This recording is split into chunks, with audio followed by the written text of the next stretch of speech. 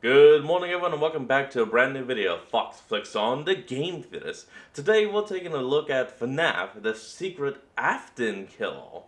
Ooh, now it seems like there may have been a murderer not in the Afton family, but targeting the Afton family. Let's hop in and see who was holding the blade this time. FNAF's main villain has been keeping a secret from us since the beginning, and none of us caught it. Now Scott has released Into the Pit for a third time to try and get us to realize that while we were all looking at Afton and the Mimic, there was another lurking in the shadows that explains everything. That's 2 books and 1 video game.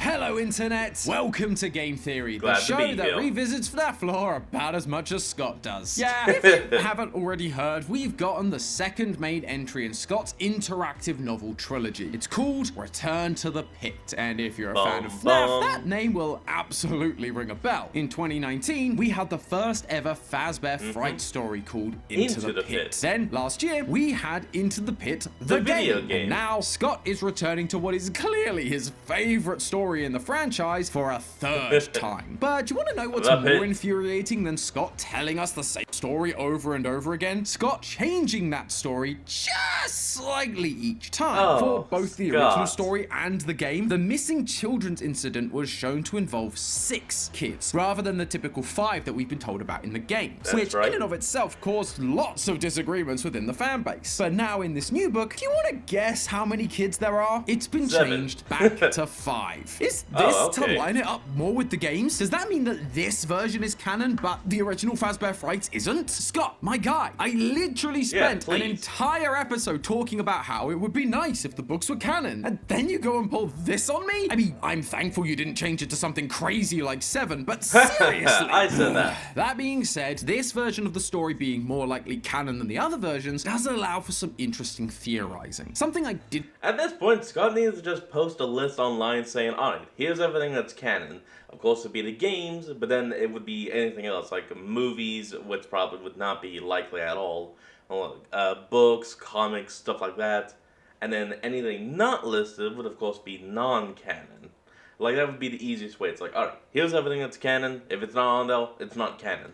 Didn't talk about in our week before theory was how a choose your own adventure can work in terms of canonicity. With each of these stories, while there are multiple endings, there is only one canon ending. However, that doesn't mean that the other endings can't be used to help solve the lore. In the week before, we know that phone guy Ralph has to die on night 4. But that doesn't mean that an item he finds in a drawer in a non-canon route can't be used as evidence. The item still exists in that drawer in the world. It is canonically there. It's just that canonically, Ralph never discovers it. Return to the Pit is working on that same principle. The canon ending is Oswald defeats the Yellow Rabbit and saves his dad, like he does in the original story. But there are a number of alternate paths that don't go that way that we can still learn from. Remember, this is the 3rd time we are going through this story.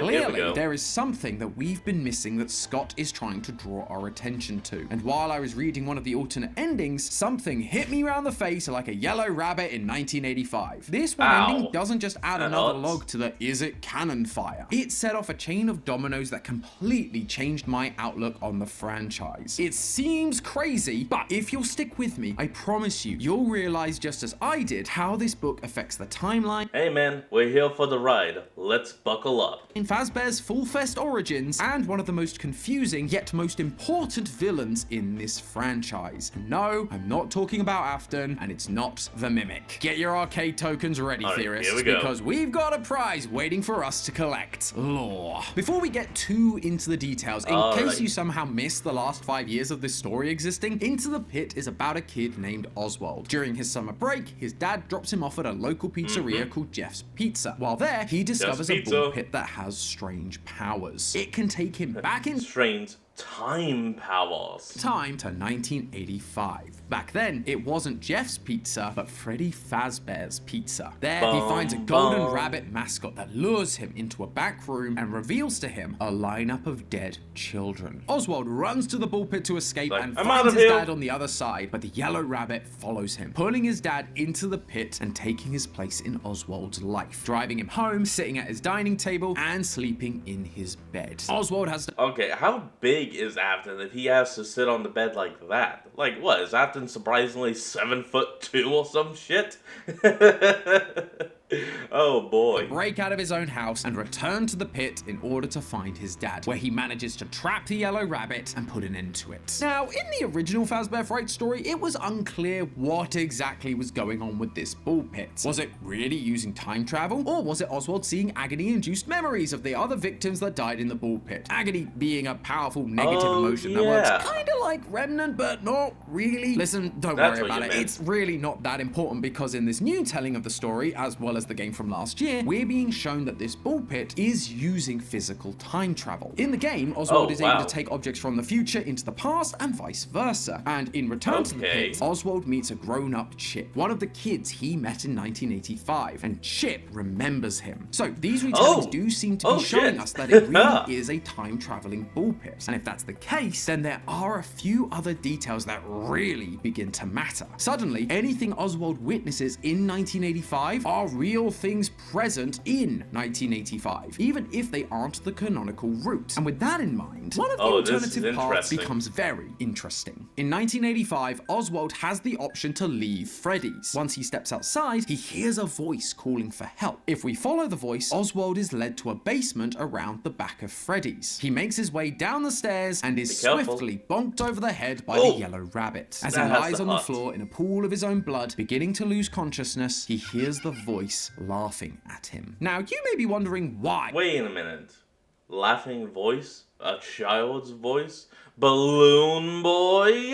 This particular ending stood out to me. Yeah, it's a bit creepy, but it's just another nowhere path that leads to Oswald's demise. What's the big deal? Well, the big deal comes from when you read the description of the character this mysterious voice is coming from. Quote, about 5 steps away, sitting in the shadow, you see a doll that resembles a little girl. She has red hair and pigtails and is wearing a red dress that matches her hair. Her face, legs, and arms are bone white, and she has a blood red nose and crimson circles on her cheeks. Her entire appearance is unnerving. Pretty much the moment you say, it would have been obvious it was Circus Baby. My mistake for thinking it was Balloon Boy. Immediately I knew I needed to identify this character. My first thought was Eleanor from other Fazbear Fright stories like To Be Beautiful. After all, Return to the Pit is a retelling of a fright story. She is described as looking like a doll with a clown-like face and red pigtails. This felt like an obvious match, but then when I went back and took a closer look at Eleanor's description, the more that connection felt less and less strong. Yes, she's got a clown-like face, but her cheeks are actually pink, not red, and her body is silver, not white. There's also how her body is described. Quote, its body was sleek and silver with a long neck, a tiny waist, and a rounded bust and hips. Its legs and arms were long, slender, and elegant. Yes, she is described as being doll-like, but that doll is more reflective of an adult woman with a rounded bust and hips and longer limbs. But the doll in Return to the Pit is described as looking like a little girl, as in not a fully grown woman. So Eleanor wasn't really fitting the bill for me. But while I scratched my head over this, there was one other detail that pointed me in the right direction. Quote again, you hear... Okay, no, it is Circus Baby. It's just not an Eleanor Circus Baby. Hear the sound of laughter beside you. High-pitched giggling. You turn your head and look at the doll. She sits there, perfectly still, but the laughter gets louder and louder.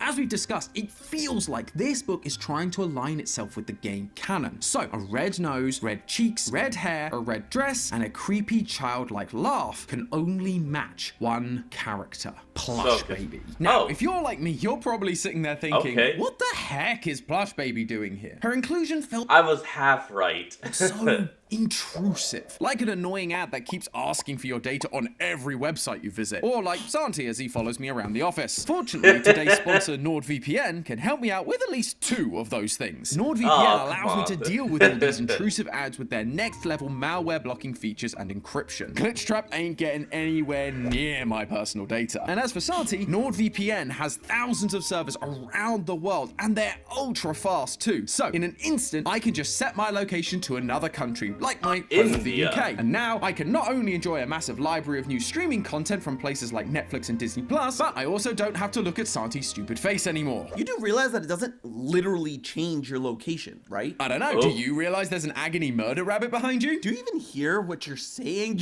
But on top of all that good goes. stuff, Nord is offering you guys deal, a Santi. huge discount on a 2-year plan, along with 4 additional bonus months for free. All you have to do is use my link, nordvpn.com/game theory. Plus, I can still hear Santi screaming for his life in the background. if you try it out and find that it's not for you, Nord has a 30-day money-back guarantee. So it's a win-win for everybody, Santi. even Santi.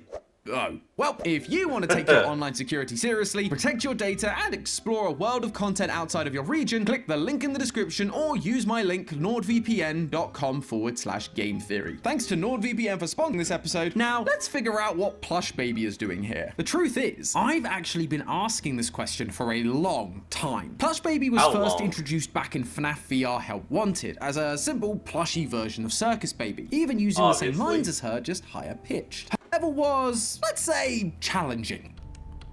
Oh, God.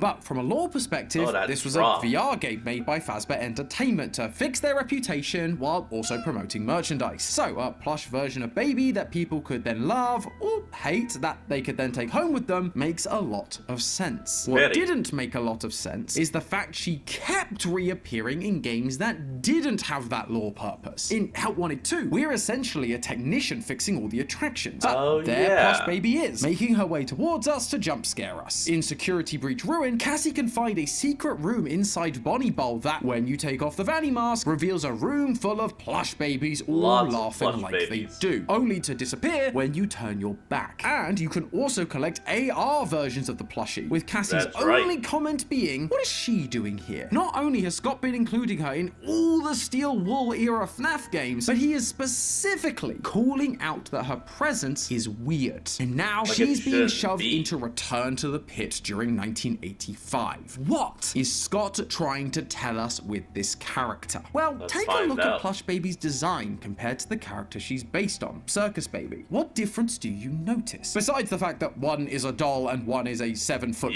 monster clown. The eyes. Plush Baby's... Oh yeah, that's right. Circus Baby has the emerald green, while the Plush Baby has more of a cyan, light blue, sky blue. I don't know. Oh, it's just some type of... Oh wait, it's kind of like a greenish blue. Like a light turquoise. Are blue, while Circus Baby's eyes are green. Though longtime fans of the franchise will remember that this isn't a design error from Scott. Circus Baby's eyes were originally blue, up until she scooped Afton's daughter Elizabeth, and got Circus Baby's Pizza World shut down before it even opened. When Baby scooped Elizabeth, Baby became possessed by Elizabeth, and as part of that, gained Elizabeth's green eyes. So for the Plush Babies to have blue eyes, they have to have been based on the character prior to Elizabeth's scooping. Therefore, from a timeline perspective, for this toy to exist as it does in Return to the Pit, a blue-eyed Circus Baby needed to exist before 1985. We still don't have anything telling us exactly when her scooping happened prior to that date in 1985, whether it was before or after Dave the Crying Child and Charlie's deaths. But hey, at this point with FNAF, I'll take whatever. Is that his official name? Dave? Timeline wins I can get. Although, that isn't the only thing this appearance teaches us. Because of Circus Baby's Pizza World's ambiguous placement in the FNAF timeline, there have been a lot of theories about why Baby and the Fun Times were designed with claws in their stomachs and cavities large enough to hold a child inside of them. Obviously, it was to capture kids, but it's more about why Afton chose this method to capture them when the only thing we'd seen at that point was him stuffing the kids into suits himself. One option that has been theorized about is that the Funtime designs were made to capture kids in their stomachs because of the police sniffing around after the missing children's incident. Afton couldn't risk getting caught leading children into the back room himself like he used to, so he'd just have the animatronics do it for him. But he could no longer be on the scene, so now he would make sure the scene can walk. In this book, we're being shown that Plush Baby, and therefore a pre-Elizabeth Baby, were around before 1985, before the missing children's incident, which happened in Return to the Pit in 1985. That implies that Afton's use of baby... Man, so much shit just happened in 1985 in the FNAF games. Just... everything is 1985. And the fun times was less responsive and more proactive. Like it was always the plan to have them assist him in capturing kids. Like he knew it was the smart approach to have help rather than doing it all himself. He wanted someone else to bring the kids to a secluded place where he could then kill them. He needed an accomplice. And if you think about it, this idea is actually being reflected with Plush Baby's recent appearances. In Return to the Pit, Oswald is led to a mysterious back room by Plush Baby and is then killed by a yellow rabbit. It's not literally Afton, it's a weird monster version of Afton with hundreds of teeth. But then again, it's not literally Baby either. Instead, it's symbolic of the relationship these two characters had. Baby is once again helping to capture the kid, luring them to a place where Afton can finish them off. She always was a daddy's girl. A similar thing happens in Ruin when we play as Cassie, another child. We're lured to a secret back room, much like Oswald was, and inside are a bunch of giggling plush babies. Fortunately, this time, no rabbit came to kill us. Yeah, and you thankfully. know why? Because the one who is acting like Afton, the mimic, is locked downstairs in the basement. We haven't released it yet. We can't even put on the Vanny mask in this room, because doing so would summon mixes, the thing that is working to keep the mimic trapped. Symbolically, we're being shown that Afton, or things that think they're Afton, don't work alone. Though it's not just symbolic either. The more I thought about this, the more I realized that recent FNAF has been showing us Afton's need for an accomplice to pull off his plans. Just take a look at the FNAF movie. We've never actually talked about the FNAF movie on this channel before, mainly because Lee stole it from me. Hey, you weren't using it. Well, I am now, so I'll be taking this back, thank you. Dude, you can't just... Oh, look over there! I think Santi's trying to... You know, technically, you guys could share it because it's a movie that's based on a video game. So it's in that gray zone just between y'all's worlds. So, you know, cut and share. Steal an anime episode from you. Hey, come back here! No, you don't! Where was I? Ooh. Oh, yeah, the FNAF movie. In that movie, we meet geez. William Afton, played by Matthew Lillard. But a key twist of the movie is that while he got Mike the job at Freddy's, he had someone on the inside keeping an eye on him. In fact, the only reason Afton showed up at the end to try and kill Mike was because this person didn't do their job. You had one job. One.